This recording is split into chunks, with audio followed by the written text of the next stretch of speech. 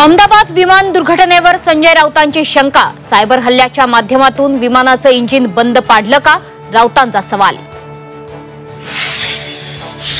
अहमदाबाद विमान दुर्घटनेची उच्चस्तरीय चौकशी होणार, हवाई वाहतूक मंत्री राम मोहन नायडू यांची माहिती।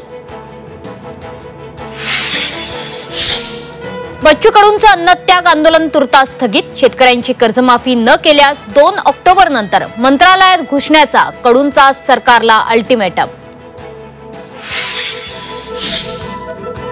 पुण्यात अजित पवारांच्या कार्यक्रमात प्रहारचा गोंधळ। बच्चू कडूंच्या समर्थनार्थ जोरदार घोषणाबाजी, पोलिसांकडून आंदोलकांची धरपकड।